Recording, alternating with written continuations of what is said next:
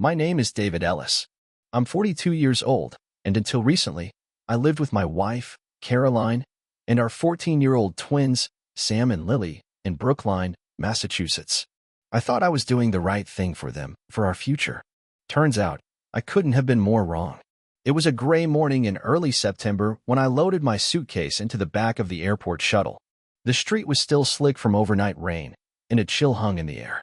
Sam and Lily stood on the sidewalk, both wrapped in their hoodies, their backpacks slung over their shoulders like shields. Caroline stood behind them, arms crossed tight over her chest. Her mouth was set in a line, so thin it looked drawn on with a pencil.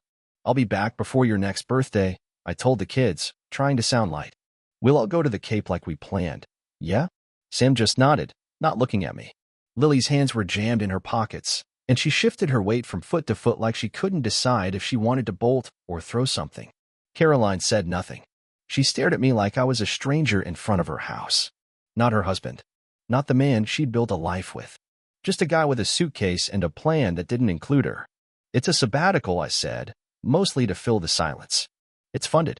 It's a real opportunity." "You're disappearing," she finally said. "For almost a year. It's not like I'm going to a beach. It's a research initiative." She laughed once, dry and sharp. "Oh right, the secret language immersion where you can't call, can't email, can't even send a postcard. That's the whole point, Caroline. Total immersion. It's part of the protocol." She shook her head. "You just couldn't stand to be here anymore, could you?" I opened my mouth, then closed it. Because what could I say to that? I looked down at my kids instead, hoping desperately that they would at least try to understand. "I love you guys," I said softly. "More than anything." Sam gave me a half-hearted shrug. Lily didn't move. Caroline looked away. The shuttle driver cleared his throat behind me. "We gotta head out, sir." I turned back to Caroline one more time. "Just take care of them, okay?" She blinked slowly, then nodded. "Don't worry. I'll take care of everything." The program was unlike anything I'd ever experienced. The location was confidential, deep in the Andes, tucked into a university-funded research base that barely existed on any map. I was there to study a dying dialect, spoken fluently by less than 24 people on the planet. It was supposed to be career-defining, and it was, in some ways. The work was fascinating. The people were brilliant. And the quiet, God, the quiet, was intoxicating after years of trying to keep up with bills, expectations, and the never-ending noise of a tense household. But I missed them. Every night, I replayed the last image of my kids in my mind. I wondered if Sam made the soccer team, if Lily stuck with cello or finally convinced Caroline to let her switch to drums. I imagined Caroline walking through the house late at night, tired but steady, holding everything together the way she always did when I traveled. I never imagined what was really happening. The immersion ended 10 months later. They handed me back my passport, my phone, my laptop. I had 32 voicemails, nearly 200 texts, and 24 emails marked urgent. The first one I listened to was from my lawyer. "David, I need you to call me as soon as you're stateside. Your wife has filed for divorce. She's requesting full custody. And, this is important, you may want to check your bank accounts."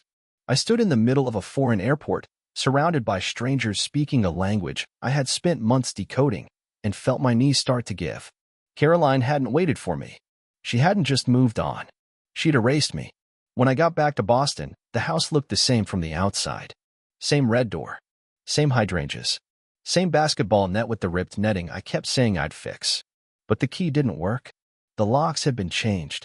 A neighbor across the street stared at me from her porch. Mrs. Greer. She used to give the twins popsicles in the summer. She didn't wave. Instead, she called out, "Shouldn't you be somewhere else?" I stared at her, stunned. "What do you mean?" She stood up slowly. "You left them. You don't get to just come back now and act like nothing happened." I turned away before I said something I'd regret. I checked into a hotel and opened my laptop. My joint checking account? Closed. My personal savings? Frozen. The house? Transferred into Caroline's name through some trust I'd never heard of. And the kids? I hadn't even seen them yet. At 3 in the morning, I got an email with no subject line. It was from a federal address. David Ellis. Your cooperation may be required in an ongoing investigation regarding Vincent Harrow, also known as Vincent Hale. Please respond to confirm receipt. I stared at the name. Vincent Harrow. I didn't know it then, but he was the man who had replaced me. The man Caroline had moved into my home. The man she was calling the twins' stepdad. And within 48 hours, I'd learned something else. He wasn't just charming. He was dangerous. And I was the only one who could stop him. I landed back in Boston thinking the hard part was over. I'd done the sabbatical.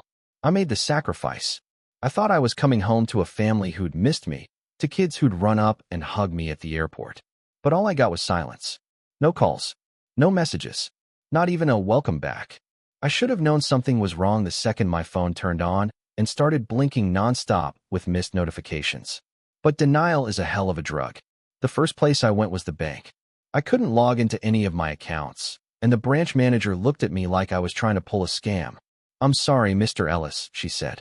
"This account was closed by joint agreement with the trustee." "Trustee? I didn't authorize a trustee." She leaned forward, keeping her voice professional. "Your wife, Caroline Ellis. She transferred the funds into a trust under her sole authority. You'll need to speak to your attorney." Attorney. The word hit like a slap. Back at the hotel, I called my lawyer. He didn't sound surprised to hear from me. "David, I've been trying to reach you for weeks. Caroline filed for divorce 6 months ago. We couldn't serve you because we didn't have your location. She knew I was off-grid. She told the court you abandoned the family. Said you went on some research adventure and stopped responding. That's why the default proceedings went through." I gripped the edge of the desk so hard my fingers ached. "What about my kids?" "She's petitioning for full custody. Temporary orders are already in place. Your name is practically erased from everything. School records, medical, even the emergency contact lists." I stared out the window, at the city I'd called home for over a decade. I didn't recognize it anymore. The next morning, someone knocked on my hotel room door. A man in a gray suit stood there, flashing a badge just long enough to prove he was with the federal government.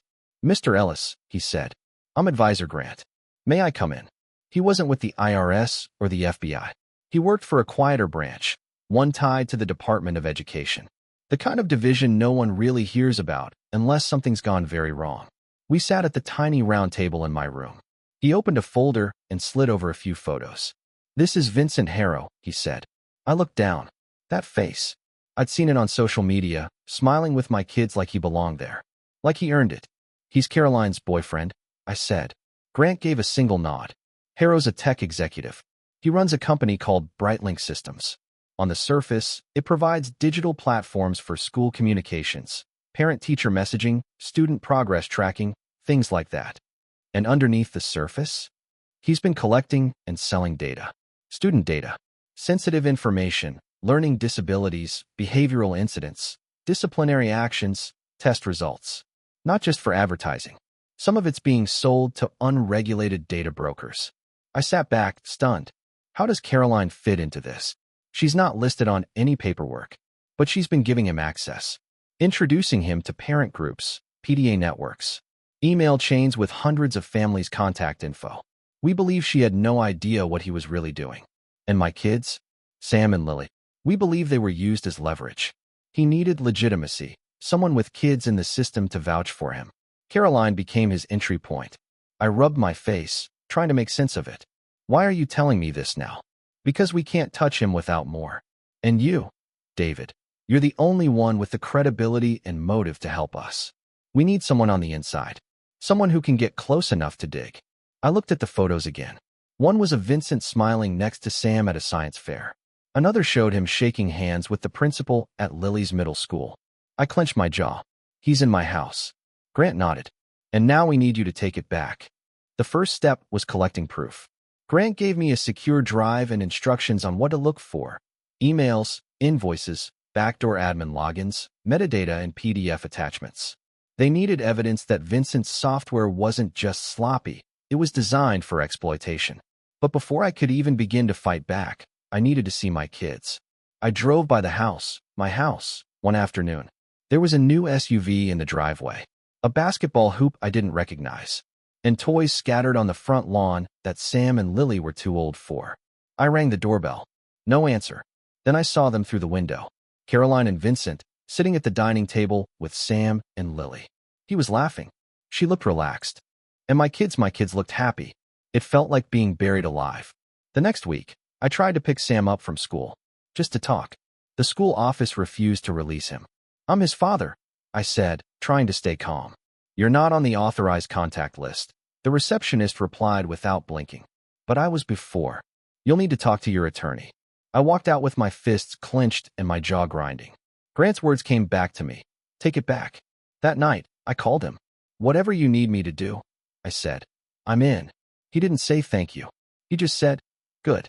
Then let's begin." 2 weeks after I agreed to help the Department of Education, I found myself back in a courtroom, not as an expert witness, not as a professor testifying on linguistic ethics, but as a father fighting for his children. The courtroom was colder than I remembered. Everything was beige, walls, carpeting, even the judge's expression. I sat at the petitioner's table, dressed in my full academic regalia. Not because I was trying to be dramatic, but because it was the only uniform I had left that told the truth about me. I wanted Sam and Lily to see me not as the ghost their mother had painted me to be, but as the man I truly was. Caroline sat across the aisle, flanked by her lawyer, Leonard Shore. She looked polished, perfect. Navy blue blazer, soft waves in her hair, not a single crease in her expression. She didn't even glance my way. Vincent was behind her, wearing a tailored suit like he belonged in courtrooms, like he had nothing to hide. He was the first one to look at me. Gave me a smirk. That same smug look I'd seen on social media. The one he probably wore while brushing Lily's hair or coaching Sam's soccer drills. I wanted to punch that smirk off his face, but I didn't. I just sat there, waiting. Caroline's testimony was textbook. Scripted. Clean. "Your Honor, Mr. Ellis was absent for nearly a year. He left without contact. No emails, no calls. He knew we had 2 children at home, and he chose his career over his family." Leonard leaned into the drama. "My client has provided a stable environment for the children. Vincent Harrow, her partner, has stepped in during Mr. Ellis's prolonged absence, offering the support the children needed. School attendance has improved. Emotional stability has returned. They've even started attending therapy voluntarily." I looked over at Sam and Lily, sitting quietly behind Caroline. Sam stared at the floor. Lily picked at the threads on her sleeve. The judge turned to me. "Mr. Ellis, you've heard the concerns. Do you have a response?" I stood up and reached into my briefcase. "Yes, Your Honor. I'd like to submit sealed documentation from the United States Department of Education." The courtroom shifted. Caroline stiffened. Leonard leaned forward. "These documents verify that my absence was due to classified academic work, authorized and overseen by a federal agency. I did not abandon my family. I served in a role deemed vital to national research interests." The judge took the folder from the bailiff, eyebrows raised. "And this was cleared for submission?" "Yes, ma'am," I said. "They expedited it after learning about the custody dispute." The judge flipped through the file slowly, then looked back at Caroline. "Mrs. Ellis, were you aware of your husband's classified research?" Caroline cleared her throat. "He said something vague before leaving, but he never followed up. I assumed it was just a grant." "Not this." Her voice cracked just enough to sound human. But it wasn't enough. Because that's when it happened. The double doors at the back of the courtroom burst open. 2 men in black suits entered, flashing badges. One of them approached the bailiff and whispered something. The judge looked up sharply. "What is this?" "Apologies, Your Honor," the agent said, loud and clear. "We're here for Vincent Harrow. Federal warrant. He's under arrest." The room went still. Vincent's smirk vanished. "On what grounds?" Leonard asked, already reaching for his phone. The agent didn't hesitate. "Conspiracy to commit fraud, unlawful access to protected educational networks, trafficking of minor data across state lines. We have sufficient cause and evidence to proceed." Caroline stood up, panic flashing across her face. "Wait, what is this? What are you talking about?" "You gave him access," the other agent said. "Emails, school directories, PDA contact sheets. You opened the gate." "I didn't know," she shouted. "I thought it was for software testing." The judge slammed her gavel once. "Order." Vincent stood, calm now. "Don't say anything, Caroline," he said, already holding out his wrists. "You have the right to remain silent." The agents cuffed him and walked him past the rows of stunned spectators. He turned once towards Sam and Lily. Neither of them looked at him. Caroline wasn't arrested on the spot, but she didn't walk away clean. The judge ordered an immediate review of her actions. Investigators would determine if she knowingly aided in Vincent's access to protected school data. Her custody request was suspended pending the outcome. "I was granted temporary sole custody," Caroline's lawyer tried to argue. said I was emotionally manipulative, that I staged the whole thing for maximum impact. The judge didn't buy it. In fact, she looked straight at me and said, "Mr. Ellis, thank you for your service. I hope your children find their way back to you." Outside the courthouse, reporters had gathered, snapping photos and shouting questions. I shielded Sam and Lily with my arms, guiding them to the car. They didn't speak. Not until we were halfway down the highway. Then Lily whispered, "Was Mom going to get arrested too?" I glanced in the rearview mirror. "I don't know. Maybe." Sam stared out the window. "You didn't abandon us, did you?" "No," I said. "And I'm going to prove that every day, for as long as it takes." They didn't respond. But Sam didn't flinch when I reached back to squeeze his hand. That was a start. The house was the same. Same pale green siding, same cracked stone steps, same porch swing with the cushion Caroline had insisted on recovering last spring. But when I walked inside with Sam and Lily behind me, everything felt different. Like the place had been rearranged just enough to make it unfamiliar. Vincent's espresso machine was still on the counter, his hiking boots by the door. A water bottle with his company logo sat on the kitchen island like it was just waiting for him to come back from a jog. "Go ahead and take your rooms back," I said gently. "Nothing's been changed in there." Sam nodded and walked upstairs without a word. Lily hesitated at the bottom step. "You can throw away anything that's his," I added. She didn't answer, but I saw her fingers twitch at the mention of his. Then she climbed the stairs slowly, like each step was heavier than the last. That first week was quiet. Too quiet. The twins barely spoke to me. They weren't hostile, just uncertain. I couldn't blame them. For nearly a year, their mom had told them I chose a job over them, that I left because I wanted to, that I stopped caring. She didn't just lie. She turned them into collateral damage. I didn't try to force anything. I made dinner. I drove them to school. I checked if they had clean clothes and remembered to pack lunches. I showed up every day. And when they asked questions, I answered honestly. Not dramatically. Not defensively. Just the truth. The federal agents showed up on a Wednesday. 2 women in suits came into the living room, flashed their IDs, and asked if they could speak with Sam and Lily. I asked to stay, but they said it was better if the kids spoke freely. Sam went first. He was gone for almost an hour. Lily took less time, but came back with red eyes. That night, I made spaghetti and meatballs, Lily's favorite. She pushed it around her plate. "What did they ask you?" I said gently. She shrugged. "Stuff about Mom. About Vincent.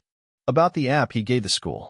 Sam added quietly, "They wanted to know if Mom ever asked us to send stuff to our teachers, like survey links and weird permission forms." I set down my fork. "Did she?" Sam shook his head. "Not really. But Vincent did. Said it was important for engagement. He even told me to give my login to a teacher once when hers didn't work." My stomach turned. "You did?" "I thought he worked with the school," Sam said, sounding defensive. "Mom said he helped with fundraising." "It's not your fault," I told him. "None of this is your fault." Lily looked up. "Is Mom going to jail?" "I don't know," I said. "She says she didn't know what he was doing. But you don't believe her." "I believe she loved you. I believe she thought she was doing what was best for you." "That's not what I asked." I met her eyes. "No, I don't think she was honest. Not with me. And not with you." They didn't say anything after that. But they kept eating. 2 nights later, I found Lily sitting in the hallway outside her room, knees pulled to her chest. "You okay?" I asked, crouching beside her. She sniffed. "Did you ever cheat on Mom?" I blinked. "No. Never." "Did she cheat on you?" I sat down beside her. "Yes. With Vincent." I nodded. "It started not long after I left." She wiped her eyes. "He was nice. But fake nice." "I know. Did Mom know what he was doing?" "She says she didn't. And I want to believe that." "But you don't." I didn't answer. That weekend, Sam asked if I could come to his soccer game. It was the first time he'd asked me for anything since I came back. I showed up early, stood on the sideline, and clapped louder than any other parent. He didn't smile, but he didn't ignore me either. After the game, he tossed me his Gatorade bottle and said, "We have another one next weekend." "Wouldn't miss it," I said. That night, I found a sticky note on the fridge in Lily's handwriting. "Can you sign my field trip form? It's due Monday. L." Underneath it, a small checkmark box with the word Dad. I signed it and checked the box. It was the first time she'd called me that in writing since I'd been back. It wasn't forgiveness, but it was a start. The day after I signed Lily's field trip form, I sat on the back porch with a legal pad and a sharp pencil. I wasn't sketching out a lesson plan or translating phonetic data. I was building a map, names, connections, favors, cover-ups. Caroline hadn't operated alone. She didn't just lie and erase me. She had help. People who encouraged her, enabled her, even profited off it. I was done sitting still. The first name I wrote down was Monica Bell. Monica had been Caroline's best friend since PDA orientation in second grade. She hosted wine nights, ran the school auction, and practically lived at our house while I was gone. I remembered seeing pictures online of her and Caroline in matching Mom Boss t-shirts, holding mimosas and posing in front of donation tables. Monica was more than just a cheerleader. She was the ringleader. From what Sam and Lily had said, Monica had been the one who told people I'd disappeared, that I had gone rogue. She'd even cornered our neighbors to warn them not to let their kids around me until the situation was settled. She painted me as dangerous, and people believed her. What they didn't know was that Monica also happened to manage the PDA's event funds, and had for the past 3 years. I remembered one summer when she asked Caroline to vouch for a cash-only reimbursement from the school's landscaping budget. Just a mix-up, Caroline said at the time. But now I wasn't so sure. I sent an anonymous tip to a parent watchdog site, including old screenshots of Monica's Venmo transactions and school budget PDFs I found archived on my laptop. A week later, a reporter from a local parenting blog published a piece titled, "PDA Queen or Petty Thief?" Parents questioned Monica Bell's missing funds.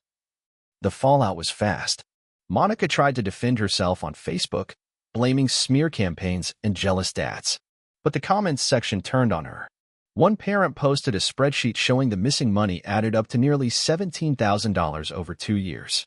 Another said she saw Monica using the school's Amazon account to buy patio furniture. Within days, Monica resigned. From the PDA, from her neighborhood committee, from everything. Caroline unfollowed her quietly. But it was too late. Her first line of defense had collapsed. The next name on my list was Leonard Shore, Caroline's divorce attorney. He wasn't just aggressive. He was predatory. Leonard was known around Norfolk County for pushing fast divorces through the system using what he called expedited emotional grounds. He coached clients to exaggerate, reframe, and even outright fabricate abandonment. I knew because I looked into 4 of his old cases. All had a pattern. One spouse mysteriously unavailable, the other claiming emotional trauma, and Leonard magically securing full custody and favorable settlements before the missing party even returned. Sound familiar? I needed more than suspicion. So I sent an inquiry to the State Bar's disciplinary committee, under my professional title, not my personal name.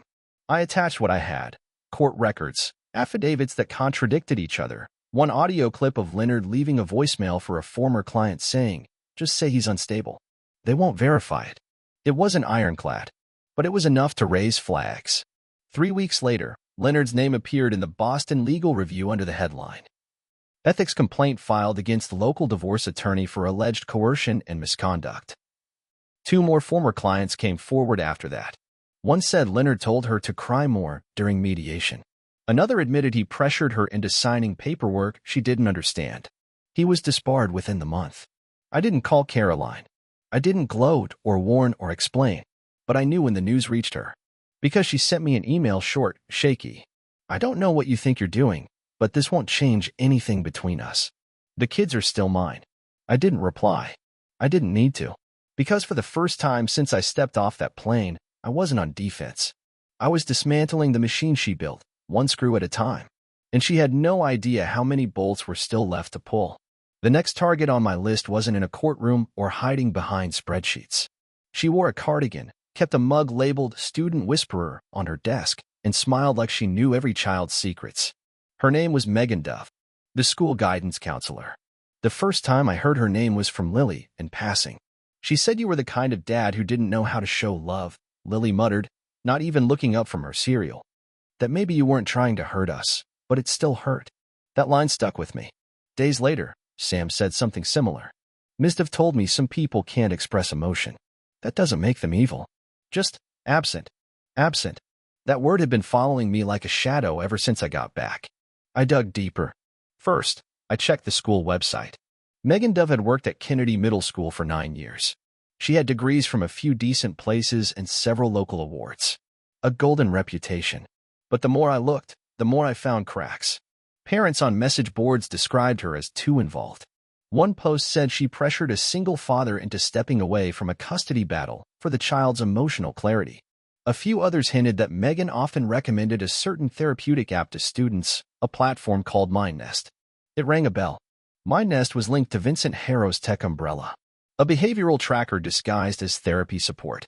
And guess who received bonuses for every family who signed up under her referral code? Megan Dove.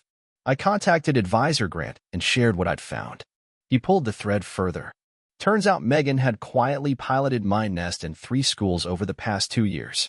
She signed data waivers on behalf of parents during emotional safety crises. Some of the kids' data had been rerouted to third-party vendors, allegedly for improving algorithmic mood prediction. But in reality, it was sold, packaged and sold. Name, age, academic record, discipline history, mental health notes, children's private thoughts handed over for profit. I waited until a Tuesday. Sam and Lily were at school. I parked 2 blocks away and waited near the back fence. At 11:23 a.m., 2 federal agents walked into the main office with printed warrants and a quiet intensity that needed no explanation. I followed minutes later and stood across the hallway as they entered Megan Dove's office. She was behind her desk, typing something into her laptop. Her eyes flicked up when she saw the badges. "You must be kidding," she said, but her voice cracked halfway through. One agent read the charges: falsification of student records, unauthorized transmission of minor data, conspiracy to defraud educational systems. Teachers stood frozen in the hall. A few students peeked out from classrooms. Megan was handcuffed in front of a bulletin board that read, "Every child matters."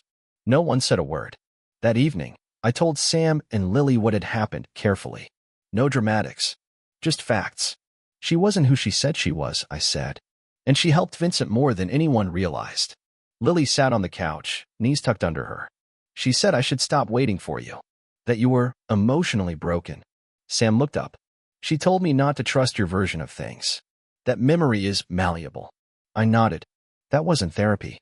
That was manipulation. Lily's voice was quiet. I thought she cared. I know, I said. That's what makes it worse. They didn't say anything for a long time. Eventually, Lily stood and walked into the kitchen. A few seconds later, she called out, "Dad? Want tea?"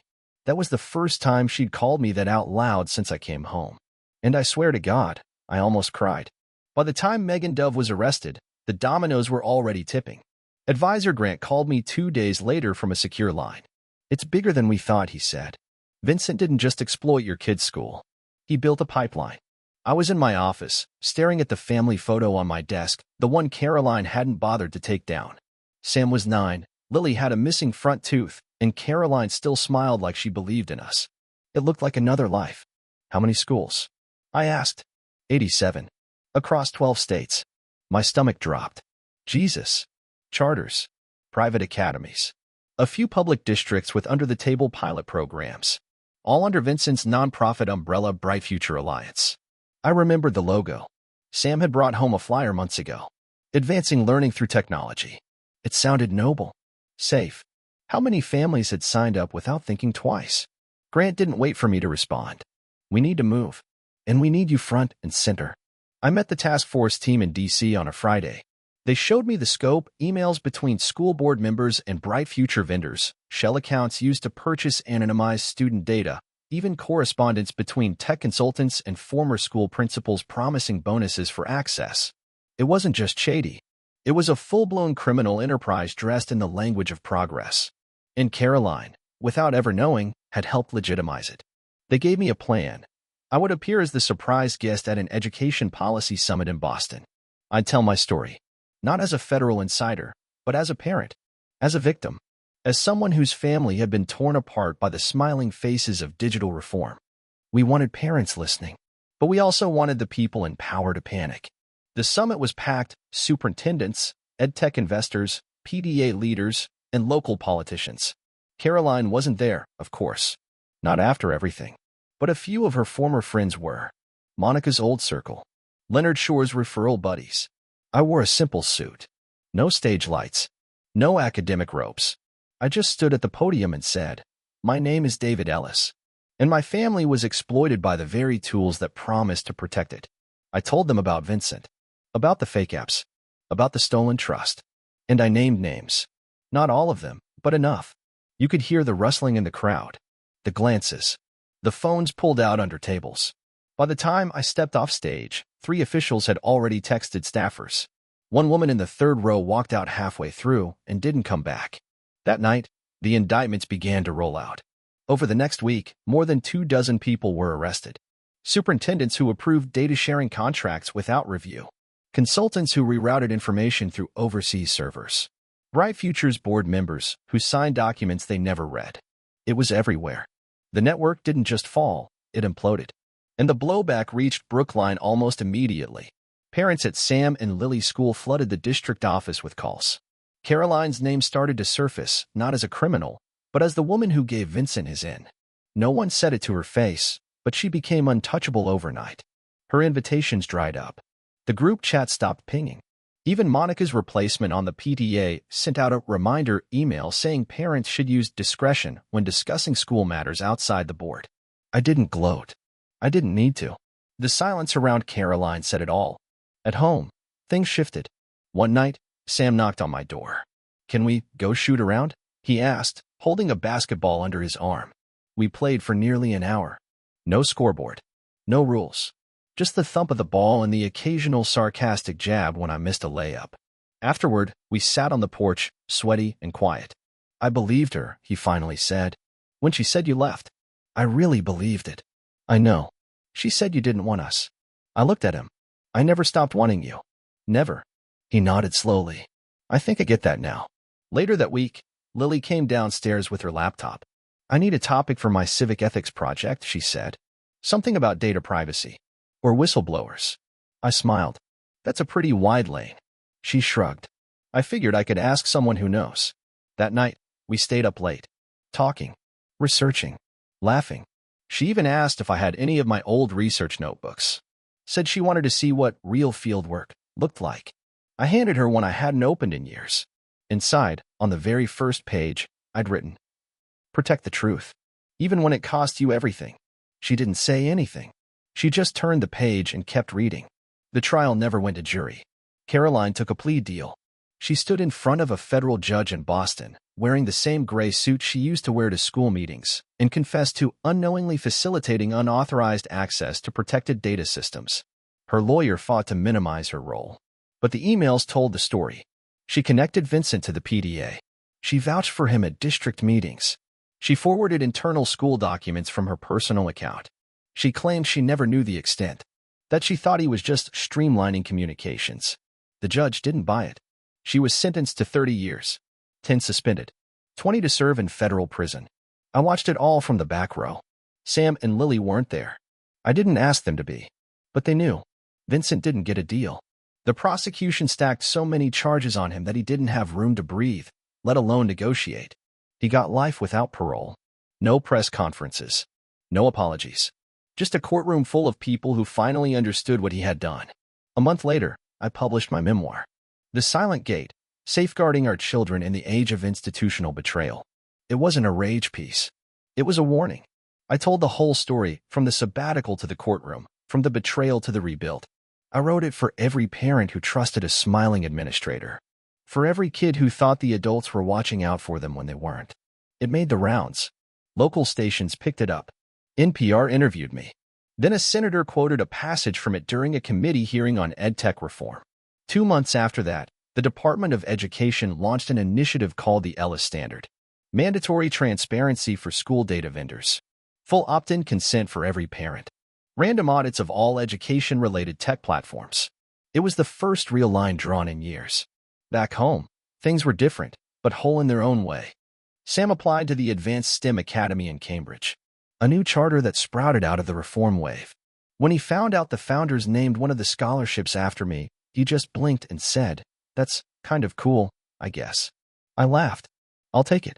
He got in. Full ride. He doesn't say much, but sometimes I catch him reading the news now, highlighting lines about data breaches or school policies. He's paying attention, quietly preparing. Lily surprised me even more. She started interning completely on her own, with a nonprofit called Digital Dandelion. They educate families about online consent and student privacy.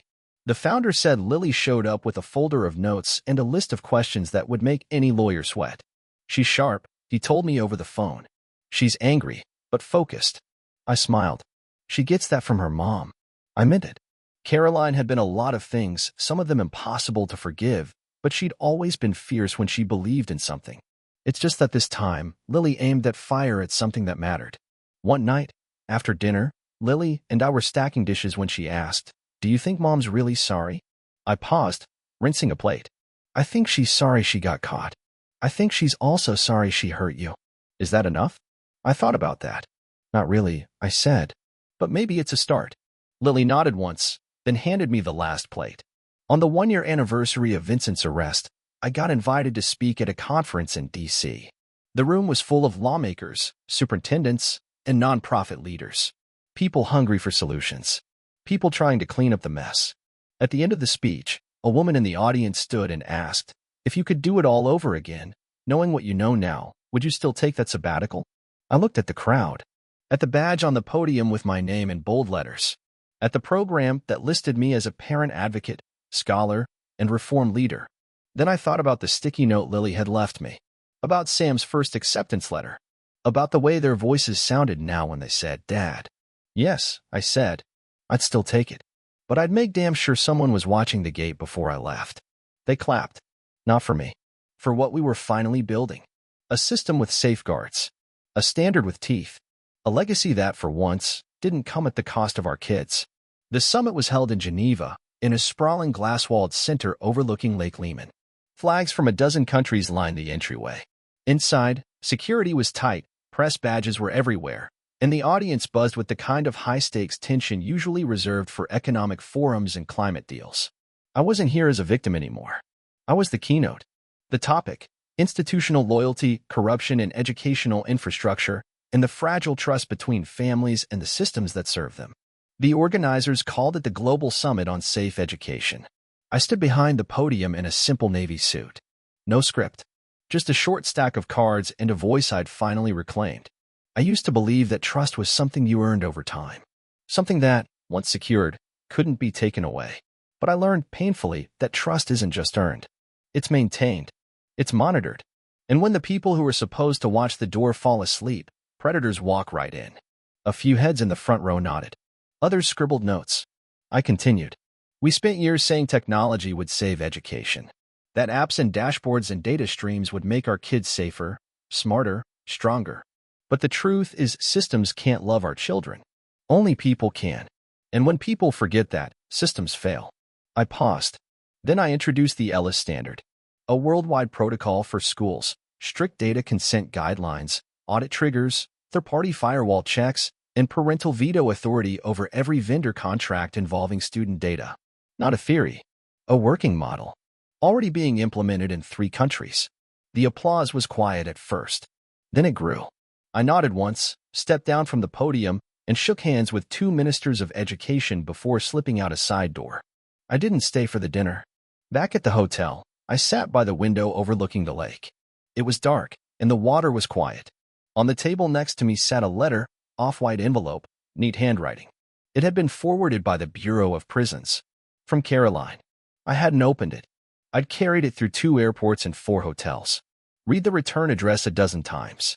Inside might be an apology, or an excuse, or nothing at all. For a moment, I stared at it. Just sat there and let the weight of it settle.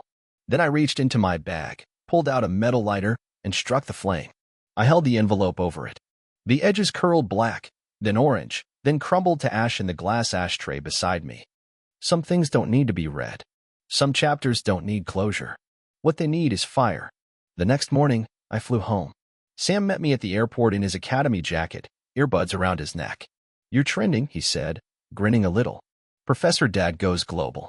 Lily FaceTimed me from her internship's office. "They're printing your quote on a tote bag," she said, holding up a mock-up.